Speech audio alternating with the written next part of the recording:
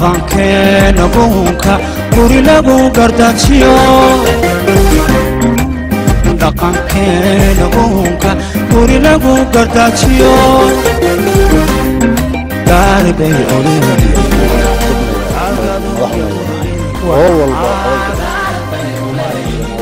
dad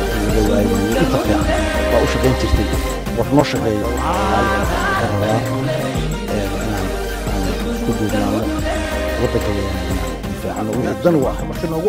oo aan halkan idinku soo gudbin doona suldaan kamida salaadiinta Soomaaliyeed sanad ilahantiin badawadayaal meel kasto aad joogtaan ku soo dhawaada Somali TV oo alaaba idin soo gudbiyo barnaamijyo kala duwan barnaamijyo hadii noqon lahaayeen barnaamijyo diiniya kuwa waxbarashada caafimaadka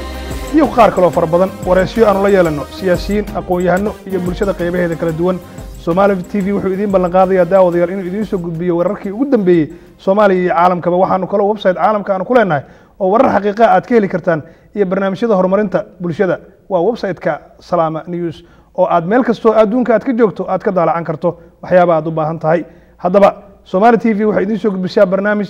aan ugu talagalnay bulshada qaybaheeda kala duwan waxa barnaamijkan maanta marti noogu ah oo aan halkan idin ku soo gudbin doona suldaan kamida salaadiinta Soomaaliyeed waa suldaan Cabdikariin Maxamed Maxamuud oo maanta igu waramay Somali TV naguna soo booqday stuudiyaha aan ku leenahay magaalada Minneapolis haddaba barnaamijkan uu soo saaray Siyaad Saciid Saalax dhinaca farsamadana waxa iska leh Maxamuud Cali Xuseen xiriirinta barnaamijka waa anigu Caawil Nuur Shiraah meel kasto joogtaan daawadayaal waxaan idin leenahay maalin wanaagsan suldaan Cabdikariin ku soo dhawo barnaamijka Somali TV waa ku dhawahay waa mahadsantiin ugu horeyn waxaan ku weydiin lahaa maadaama aad tahay suldaan salaadiinta Soomaaliyeed kana soo jeeda gobolada Galmudug bal guud ahaan xaaladda Galmudug maxaad warbixin naga siin kartaa oo adigu aad u tahay suldaan bismillahir rahmaanir rahiim alxamdulillahi rabbil aalamiin wal aaqibatu lil muttaqiin wala udwaana illaa ala dhalimin wa ashhadu an la ilaha illa allah wa ashhadu anna muhammadar rasuulullah sallallahu alayhi wasallam Caawil aad iyo aad baad u mahadsan tahay adiga iyo Somali TV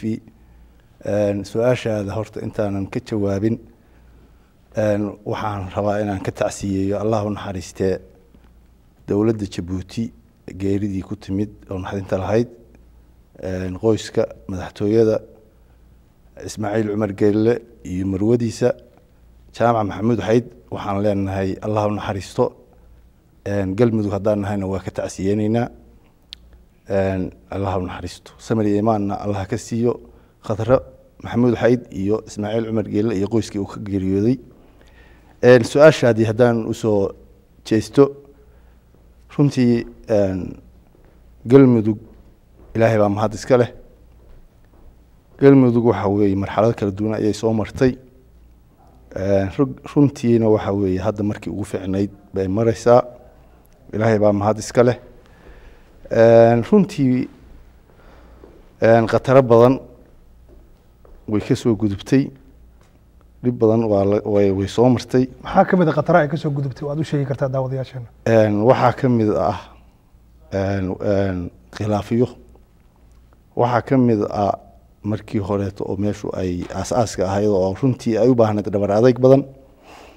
ilaahay mahadiis hadda waad la socotaa Galmudug road mapkii dadkii saxiixiyaasha bay ku jirtay doorashooyin baa dhacay meel aqoonsan yahay weeye iskuulay leedahay bulshada hadda ku nool Galmudug runtii waxa la oran karaa horumar fiican bay gaartay waxna way u dhiman yihiin insha Allah waxaanan rajaynayaa inay maaragtay badbaadi doonaan kana gudbi doonaan maaragtay waxa u dhiman ay gaari doonaan insha Allah waa tahay suldaan waxaad ka wareysaa Soomaaliya inay ka jirtay 22 sano dagaallo isdaba socday kuwa sokeeye kuwa shisheeye kuwa burcad badeed kuwa waxa dhacay macnaha waxyaabo kala duwan kaalintii salaadiinta Soomaalida kama aanay soo bixin tusaale ahaan marka aan ku soo qaado intii dagaaladu ay dhacayeen ma jirto isimada Soomaaliya meel kasta ha joogaan shir baaqa oo nabada oo ay xasiloonidii Soomaaliya ku raadinayaan ayaga oo isku duuban arintaas maxaa saldhigu suldaan ileen salaadiintu waxa loo doortay ama ay bulshada u qabtaan waa raadinta nabadda marka kaalintooda inay gabeen muxuu muuqataa cawilow maya runtii waxaan aaminsanahay Soomaaliya waxa badbaadiyay inay yihiin salaadiinta Soomaaliyeed iyo dhaqanka maxaa ku cadeynaysaa inay badbaadiyeen waxaan ku cadeynayaa hadda dawladdan maanta federaalka jirta dadka dhisay waxa weeye waa salaadiinta Soomaaliyeed wala sukin keena Soomaaliya laakiin hayeeshee mar kaste ama gobol kaste ama hadda maamul goboleed kastana nimanka badbaadiyo oo marjaca runtii u ah waayaka haddaan taas suudaan gobolada maamulka jira ka hadlamayo gaar ahaan Soomaaliya guud baan ka hadlayaa hadda for example Soomaaliya waxa weeye walaal way burburtay waxaad la socotaa Soomaaliya dhibkii gaaray 20 sano kaalintii isimadaan rabnaa kaalintii mar xagee ka istaageen waxay ka istaageen ku iri in muddo ah oo dagaal ay jireen Soomaaliya isin kasta gobolkiisa u fadhiyay wuxuu daawanayay waxa socda marka ma jiraan baan ku iri isima isu yimi oo ku baaqay baaq nabadeed la hadlay siyaasiyiintooda dagaalka waday aqoon-yahanadooda dagaalka waday kuwa burcadbadeeda ah macnaha cid kasto dib wada isin bay leeyahay ama qabiil bay ka soo jeeday suldaan marka kaalin weyn ayay ku lahaayeen ummadda dhexdeeda waadna ogtahay Soomaalidu aad bay u baqaano habaarka way ka baqaan maxaa keenay in salaadiinta ay kaalintooda ka soo bixi waayaan oo saldhigu ah ilaa dib weyn baa na gaartay haddaan nahay Soomaaliya horta arinta kuguma raacsanay salaadiintu kaalintoodii bay gabeen baaqna way dirayeen meel kastoo ay joogaan intaas waxay raadinayaan Soomaaliya si isku imaan lahayd gaar ahaanna way u hadlayeen guud ahaanna way u hadlayeen wayna jirtay runtii khataro ayaga laftigooda soo gaaray ama soo gaarayay wadanka laftigiisa uu kala xirxirnaa salaadiintu dad waxa weeye shacab weeye dad awood badan haysta ma ahan dad loo baahan yahay in maaragtay la garab galo dad loo baahan yahay waxa weeye in maaragtay ayaga saacido badan ay dadkii ka helaan laakiin markii taladu farahooda ka baxday oo warlord yimid oo balaaya timid nimanka gacanta wax ugu jiraan markastana waxay isku dayeen inay baaq jeedaan waa tahay lama ekin karo kaalinta ay kaga jireen bulshada dhexdeeda laakiin wararada laftigooda ama nimanka siyaasiyiinta ah qabiil bay ka soo jeedaan qabiilkuna waxa uu leeyahay suldaan marka waxa ay ka midaysan yihiin baan ka wadaa ma jirin oo ay mar walbaba kuma ay raacsanayn waxa dhib waa tahay haddaan ka soo gudubno gobolada adigu hadda aad ka tahay suldaanka oo ah galmudug ilaa iyo gobolada dhexe waxaa jira dagaalo soo noqnoqday dagaaladaasna waxyaaba ay ku salaysan yihiin waxaa ka mid ah hadday noqon lahayd ceelasha hadday noqon lahayd dhul hadday noqon lahayd geel waxyaaba noocaasa la isugu qabtaa oo dadku dhintaan dagaaladaas aad bay dadku walwal uga muujiyaan markay dhacaan isdhex markiiba waa u yaraadaa waa maxay sababta ay isimada goboladaas ka soo jeedo adigu aa ka mid tahay ay u soo afjir laayihiin arrimaan runtii horta wax walba amar ilaahay weeye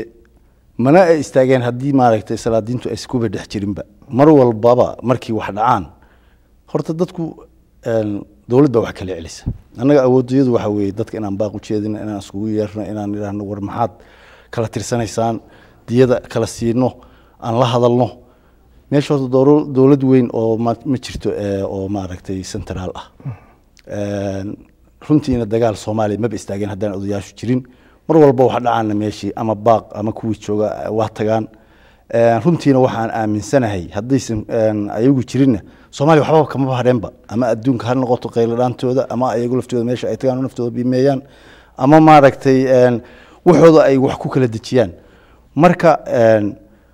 waan kolleyti wax walbaaba eedeeda way iska yeelanayaan oo waa dhici kadhaa maaragtay in ay jirto laakiin 90% salaadiintu way dadaalaan waxay sameeyaan wax aan maaragtay nin ku maaragtay facility ku bixiyo oo mushaar ku siiyo ay si jirin waa ay iskooda isku xilqaamaan waa tahay adigu hadda beesha aad u tahay suldaanka ee galmudug khilaaf baa jiray xagee wax marayaan runtii khilaaf ma jiro khilaafkana sidiisa waa loo baahan yahayba oo wax aan maaragtay aan ahayn maaragtay aan 100% ma jiraanba khilaafkana waxa weeye waa inuu mid wax saxaya u yahay khilaaf ma aha dadka wax qaribaya sidiisa looma baahna laakiin khilaaf dhaliileed weeye galmudug marxalado kala duwan bay soo martay ilaa hadda 6 sano bay maaragtay jirtaa markii horeetona waa anu raggii wax ka soo aasaasay ayaan ku jiray anoo aan suldaan ahayn haddeertaana aad iyo aad baan maaragtay uga warqabaa runtii lama oran karo khilaaf ayaa ka jira laakiin dhaliilo way iska jirayaan waana maaragtay haddee soomaaliya oo dhan baana maaragtay baad garanaysaa meesha ay gaartay madaxweyne baa jira baarlamaan baa jira golo wasiiraa jira odayaal dhaqan baa jira shacabkii oo dhan baa jooga waxgaradkii siyaasiyiintii meesha waa la iskugu tegey marka nin keligiis ama maaragtay gruub keligood maaragtay aan raba inay dadka afduubaanna nina ka yeelimayo runtiina hadda sida ay wax u socdaan waa ka warqabnaa waana si aan raalli ka wadanahay insha allah waxaan rajaynaynaa waxa dhimana inay ilaa 100% wax ahmaba jiraan adduunkaba kama jiraan inta dhimana waxaan rajaynaynaa maaragtay inay dhamaystiri doonaan suldaan haddaan dib ugu noqdo dhinaca salaadiinta intiina qurbaha joogta shaqadii Soomaaliya taala waa maxay sababta aad qurbaha u fadhidaan idinkoo shaqadiina ay taala Soomaaliya waa su'aal aad iyo aad u wanaagsan cawilow runtii waxa weeye qurbaha waa ku soo cararsan markii hore meeshii ciyaala jooga qurbihi hadda waa ku taran wayna adag tahay mar haddii la soo barako inta tabartayaan runtii waa dadaalnaa waa noqonaa waana la noqday way adag tahay runtii mar haddii la soo barako si loo noqon lahaa meeshii dad baa ku dhashay waa dad waaweyn ayaga in la caawiyo in maaragtay waa la socotaa qurbaha okay adiga hadda xagga yaa ku jooga ma wakiil baa ku jooga mase halka ummad wax ka hagtaa may waa la jiraa meesha wakiilana waa joogaan oo wakiil waa ii jiraa halkan laftigeedana waa kala socdaa jaaliyadu waa degan tahay si fiican ama maaragtay hadda wadankii oo dhan baa maanta isku adduunaba haddeertaan warkaas meesha ka dhacaya adduunka meel kasta laga fiirsanaya marka waa sahlan tahay sidii maaragtay aad wax u qabanaysid oo sidii waqtigii horeeto xaaladdu ma ahan telefoonaa jira emailyaa jira tvgii baa jira wax walbaa jira waa tahay ma noo sheegi kartaa faraqa u dhexeeya isimada casriga ee sanadahan iyo isimadii hore si fiican waxa weeye dee wax isku dhow maahan aniga hadda awowgii aabbahay waxay ahaadeen dhaqan waxaan hadda aan ku dhex jirana may arki jirin waa gartay dad waxay ahaadeen maaragtay hadda meeshooda madax ku ah waa gartay salliga ku fariisanaya salligoodii qabo shaalkoodii qabo oo maaragtay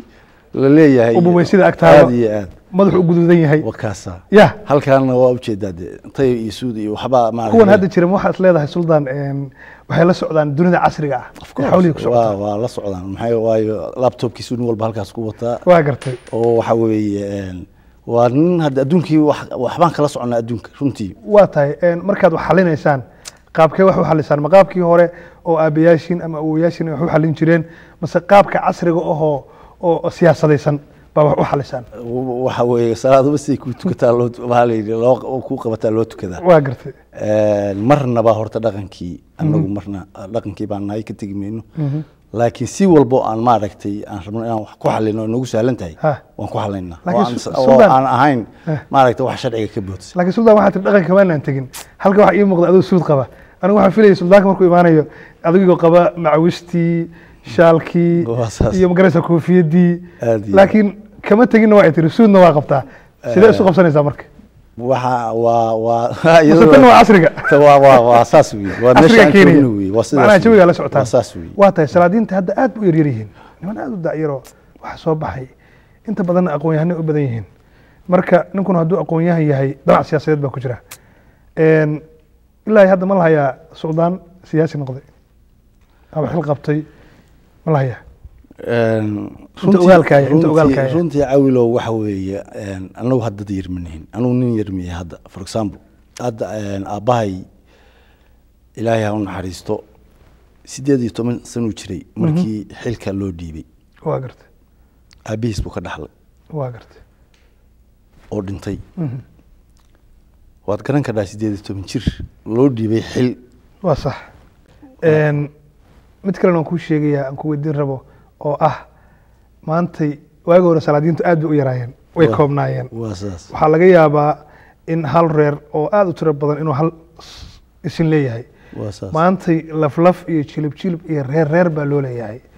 marka arrintaas maxaa saldhig uga dhigaysaa oo isleedahay sabab u tahay ma dadkii baa batay oo tirada ka bato oo isinkii guud hayn kari waayey oo waxay matalayaan isinkii mase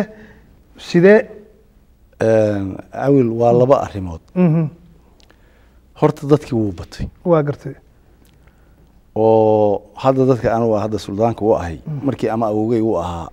ama aabbahay u ahaa aabbahay 70 sano buu u ahaa familka aabbahay awogayna isku dad madax umay wada ahayn oo walba qoladii ka dambeysay waa ka sii dad badnaanayaan dadku waa sii badanayaan waa gartay hortaas meesha ku jirta tan labaad waxaa jira ayada laftigeeda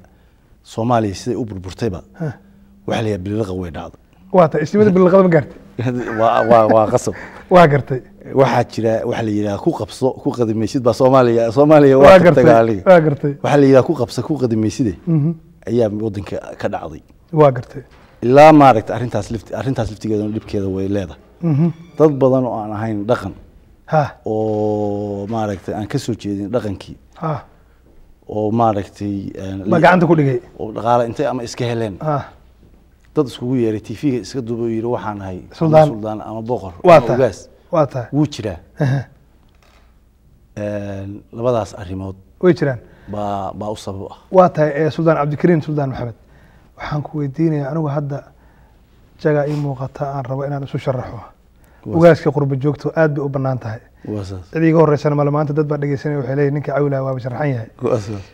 qurba joogto ogaas bay u baahan tahay ma lihin la ogaas la dhaho qurba joog arrintaas sida u aragtaa hadda isu sharaxo bilaqada ma ka mid tahay mase waa arrin sax oo qurba joogto ogaas bay u baahan yihiin ba meel kasta bay joogaan arrintaas waa bilaqo waa kartay waxa la yiraahdo qurba joogto waxay u baahan tahay siyaasi waa gartay waayo waxa weeye salaadiintu waa soo jireen nin runtii loo baahan yahay firfircooniyadiisa iyo raginimadiisa waxa kale uu ku haboon yahay iyo birlabnimadiisa waa loo baahan yahay laakiin sidiisa ninka dhaqanka waxa uu iska leeyahay in la sharfo in la soo dhaweeyo in la yiraahdo suldaan hebel waxaad iga warantaa xiriirka galmudug iyo Puntland والله حريرك galmudug iyo Puntland waa aad iyo aad buu u fiican yahay hadda waynu ku qasbay waxa la labaan suuri dooninay hasaaleynina hore waa Soomaali u tiri waa dad waxa weeye wax badan ka dhaxeeyaan oo walaal ah oo daris ah oo maaragtay aan laga sheekeyn karin waxa ay ka dhaxeeya runtii waxa way iska jirjirayaan dadku markay hadda wax ka dhaxeeyaan laakiin wax aan sharaf iyo wanaag ah iyo nabad ba ka dhaxaysa waa taa adigu wax xiriir ma leedahay ismada Puntland ama siyaasiyiinta Puntland ama dadweynaha Puntland wax xiriir ma leedahay maadaama aad tahay suldaanka galmudug boqolkiiba boqol baan leeyahay waa dadku waa dadkay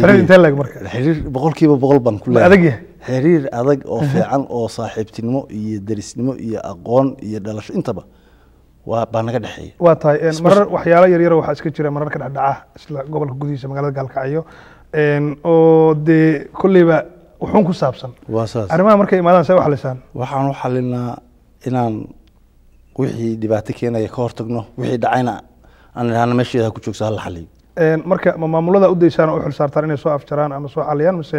ismada ayaa si gaar ah iyo waxa isaga saara maamuladana waan ragtay kama maarano ismaduna hadda waa ku qasban yihiinba waa dadka koobaad oo maaragtay waxa iska xaltama hadda tii ugu dambeysay hadda dhacaysay dadkii la kala xirxirinayay waa ka hadalnay idaacadana waa maaragtay waa laga hadlay annaguna waxaan dhinaca galmudug sii daayaan yiri dadkaas walaalaha qoladan reer Puntlandna baaqaq waa u dirnay runtii ayagaana waxaan aaminsanahay waxaan runtii ka digayaa hadda reer Puntland laftigooda iyo galmudugba waa wax dan u wada ah inay waxyaalaha maaragtay khatarta keenaya oo dadka inay maaragtay ka digtoonaadaan oo maamulo ay ixtiraamaan haddii haatan meesha la yiraahdo Puntland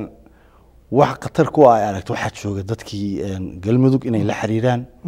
hadday galmudug aragto wax ayaga khatar ku ahna sidoo kale laakiin hadday iska candhaafaan meeshii wixii ayaga wax ka weyn oo khatar ah ka imaan kara laakiin shaqada idinka idin taala Soomaa maya annaga waxa noo yaala wixii maaragtay inaan sheegno waa gartay oo nidana waxa laga qabto oo arrintaas maaragtay hal iska jiro oo aan baaq nabadeed jeedino laakiin wixii maaragtay awood ah oo maaragtay meesha dowladda iyo maamulaha ka jira waa tahay marka arrintaas aad iyo aad baan ayagoo dhan ugu boorinayaa runtii waxaan aad iyo aad hadda aan uga faa'iidaysanayaa maaragtay waqtiga galmudug hadda shirar baa ka dhacay oo maaragtay goboladaas dhexo ay maaragtay ugu baaqayaan maaragtay maamul ay u wada dhan yihiin inay dhisaan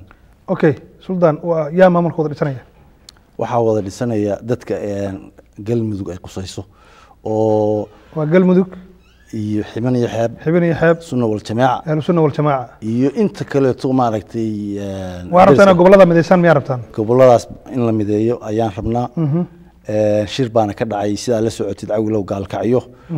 oo lagu maaragtay ay ku shireen galmudug iyo baalka sunna wal jamaaco oo ay leeyihiin aan maamul wada dhisano waa soo dhaweynaynaa waxaanan ugu baaqaynaa dadka ay qusayso gobolada dhexe inay arrintaas la qaataan inay maaragtay maamulkaas ay weyneeyaan in ay dambu u yahay maaragtay ay ka faa'iideystaan dadka qurba joogtaana maaragtay inay ayaguna ku garab galaan anagu diyaar waxaan u nahay oo aan soo jeedinayaa aniga iyo intii maaragtay karaankayga in maaragtay maamulkaas aan u istaagno inaan dhisno anigu qurba joogta waan ahay gudahana waa si fiican baan uga warqabaa Soomaaliya cawilow way burburtay waxa ku dhacay wax in garan karin waa sax dhinac kasta ka burburtay waa sax haddii aan dad Soomaali ah oo u dhabar adayga wixii Soomaali ku dhacay oo ka soo kaba aan la helin meel xun baan sii gaaraynaa ilaahayna waxaan ka rajaynayaa hadda runtii Soomaaliya waxa muuqata rajadeedii inay soo fiicnaanayso oo markii horeeto sidii ay ahayd mar walba ay ka soo wanaagsananayso mar baan quusan gaarno oo maaragtay rajadu ay naga xumaatay hadda dawladda jirta oo hadda federaalka rajo fiican bay sii gelisay waa gartay oo aad iyo aad u wanaagsan walow aan maaragtay waqtigeedu yar yahay oo weli waqti badan aysan helin siday u socoto raalli baan ka nahay ra'iisul wasaaraha iyo madaxweynaha iyo wasiiradiisa iyo golaha baarlamaanka runtii waxaan ugu hambalyeeynaa khilaaf la'aanta ka dhex jirta laakiin muddo yar bay jireen sama muddo yar bay jiraan laakiin dawlad kasta intaanoo kale markay jirta khilaaf baa ka dhex jiray waa sax ayagu hadda ilaa hadda waxaan u jeednaa inaan wax dad waxaan aaminsanahay inay jiraan dad isku dayay in maaragtay ay ka faa'iideystaan oo isku diraan waxaan uga digaynaa oo u sheegaynaa ugu baaqaynaa inay sidaas ahaadaan annagu haddaan nahay dadkii Soomaaliyeed oo aan maaragtay saas waxaan ayagaan ka dhusugaynaa inaan waddanka ku soo noqonaan rabnaa waxaan aad iyo aad ugu faraxsanahay runtii intii muddo dhagahay waxay maqlayeen waddanka waa laga qaxay waa gartay hadda aad iyo aad baan waxaan u maqlay waddankii baa lagu noqonahay waa gartay meesha ugu badnayd Soomaaliya ay ku soo qaxday Kenya ahayd waa gartay Kenya maalin kasta hadda waa laga noqonaya waxaan rabaa inaan maaragtay fartiintaas ay gaarto dawladda madaxweynaha ra'iisul wasaaraha golaha baarlamaanka wasiirada dadka si ay u soo noqonayaan u soo dhaweey cadaalad dawladdiina ha ku salaysnaato ha iskhilaafinina annagu raalli baan nahay sidaasaan raalli ka nahay waxaan rabnaa inaan soo noqono waa soo geedi baan nahay haddaa laakiin iskhilaaftaan waxa weeye hadda kuwa inii soo noqdayna waan ka soo cararnay annaguna inay soo aadamayno sidaasaan ku bogaadinaynaa sida hadda aad maaragtay noo muuqdana waa si aad iyo aad aan raalli uga nahay oo aan ku bogaadinayno waan inii ducaynaynaa ilaahay idankiisa waxaan rajaynaynaa maaragtay inaad horumar Soomaaliya kuwii maaragtay isku keena oo aad noqotaan si gaara waxaan maaragtay ugu sii hambalyeeynayaa ra'iisul wasaaraha saacid runtii anu TV-gaas aan ka aqaanaa waxa weeye 100% saacid hadalkaagii maanta runtii idaacad baan ka dhageystay siduu hadlay macnaha khudbada u jeediyay waa gartay waa ka helay runtii wuxuu yiri wadanka meel uga socdo waa runtii xageeb ku aadaa wadanka dad baa waxay leeyihiin ma baxdid iyo ra'iisul wasaarihi wadanka hadda xageeb ku aadaa wadanka anagu waxa weeye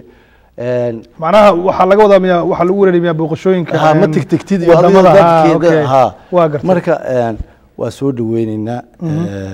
go'aankii uu qaatay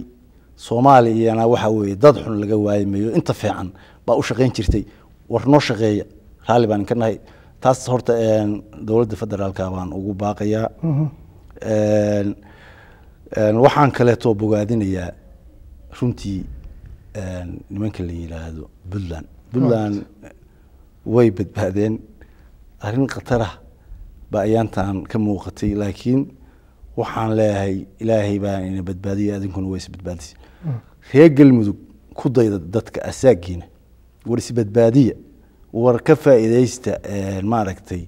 waxa danta ah dantu waxay tahay markaad nabad ilmihiini dadka in la degan adinka aad nabad iyo dhaqan wanaagsan aad samaysaan ummaduna waa inay imaanaysaa wadankiina waa la aaminaya dekedaa la furaya airportka la furaya ummadoo dhan baa in ka businessaynaysa hobyo waa istiraatiiji waxa igu maqaalaa oo hadda si fiican ula socdaa in la rabo dekedii in la furo in wadadii la dhisayo nimanka doonaya marka khilaafka oo maaragtay aan garanayno adeeryaal ka waantooba waxaad ugu waanto aan garanayno maxaad ula jeedaa macnaha ma niman gaar oo aad garanaysaa jiro waxa hortaagan mar walba waxa jira dad fidqilala oo maaragtay aan diyaar u ahayn maaragtay foodada ka faa'iideysta war khilaaf ninkii wax noo sheegaya waxa uu noo sheegaya waa inay noqdaan wax dadka maaragtay ay qaadan karaan laakiin waxbaan aanu diidayaa ninna ka yeelmay dadkii waa laga gudbay waxaas ma yeelayo dadku waxay doonayaan wixii wax qabanaya hadda madaxtooyaha la dhis xabsigii baa la dhis wadadii baa la dhisaya carrigii baa la xaaqaya iskuuladii baa la furay hobiyaa dekedeedii diyaar tahay madaxtooyada hobiyaa la sameeyey yaa waaye marka ninka oranaya marka ma ogoli aan waxna qabanayn yaa yeelaya warkiisa annagu waxaan ku dhiiranaynaa inaanan inka yeelayn ninkii wax qabanayaan rabnaa ninkaan wax qabanayn ma yeelin haddaan isimadii nahay haddaan salaadiintii nahay haddaan shacabkii nahay intaasaan u hadlaynaa waxaan raalli ka nahay wixii wax qabanaya nin doonaya inuusan maaragtay aan waxba la qaban ma yeelayn warkiisa waayo muxuu noo sheegayaa hadduu yeeli maxaa samaynaysaa waa iska qabanayna waa gartay waa in la iska qabto waana iska qabanayna waxaan aad rabaa inaan igana raalli ahow caawilow waan idin mahad celinayaa waxaan rabaa inaan ku noqdo gobolada dhexe maamulka ay ku baaqeen galmudug baa soo jeedisay mase soo jeediysimada isu tagay mase rabaa isku yimaado horey baa waa taa baaq baa u diraysaa marka barnaamijkaas horu u jiray waa gartay runtii mar walbaba waxbaa maaragtay nasiibka uskaa hadda baaqaan ujeedinaya wuxuu yahay war meel kastoo aan joogno arrintaas aan hirgelino aan u dadaalno dhaqaalaheeda aan iska gurno dadku waa inay gudaha tagaan waa gudaha aan wada tagno nimanka hadda guddiga oo la qabtay waa inay baaq soo jeediyaan oo ay u sheegaan adduunka inaan maaragtay aan nimaano oo dadkooda ay yimaadaan anigu waa ka warqabaa laakiin waxaa la rabaa ayaga inaan dadku ay wada maqlaan oo dhaqaalihii ay iska guraan waxaba dadku waxay ka yiraahdaan maaragtay yaa dhaqaalihii bixin dhaqaalaha annagaa la baxayn waa inaan la baxno geed maaragtay galmudug markaan hadda sameynaynay annagaa iska aruurnay nina nuguma maaragtay wax nuguma siin marka sidii oo kale aan maaragtay ninkii madax rabaana ha isku soo sharaxo guurtiidu ha timaado odayaashu ha yimaadaan ganacsadayaashu waa inay maaragtay ka qayb qaataan arrintaasna maaragtay waan ugu baaqayaa suldan waqtiguna waa iska yaryahay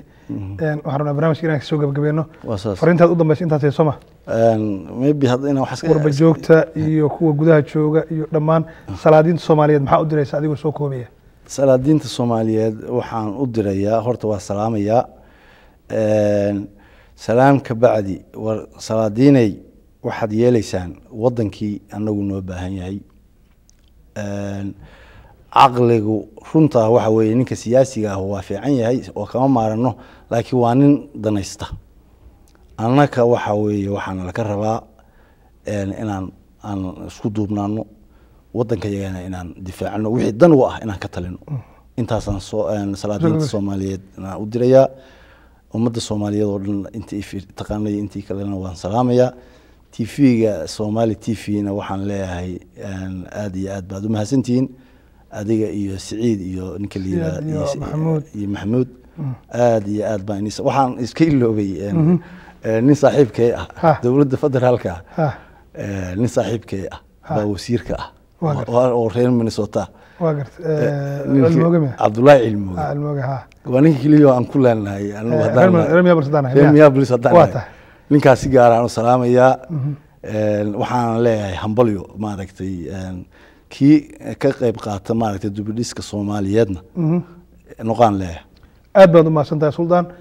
barnaamijkii maanta Soomaali TV kala qayb gashay daawadayaal halku barnaamijkan idinkaga imaanay waa Soomaali TV waa barnaamijkii saadaasha dhacdooyinka oo maanta marti noogu ahaa Suldaan Cabdikariin Suldaan Maxamuud Digil oo iga warramayay xaaladda Soomaaliya iyo kaalinta ay salaadiinta ku leeyihiin inta aan barnaamij ka lamid ah dib ugu kulmayna daawadayaal waxaan idinkaga tegaynaa waa aniga Siyaad iyo Maxamuud Cali Xuseen nabadgelyo amaana Allah is arag dambe oo xiiso leh dhaqankeena buunka guri lagu gardajiyo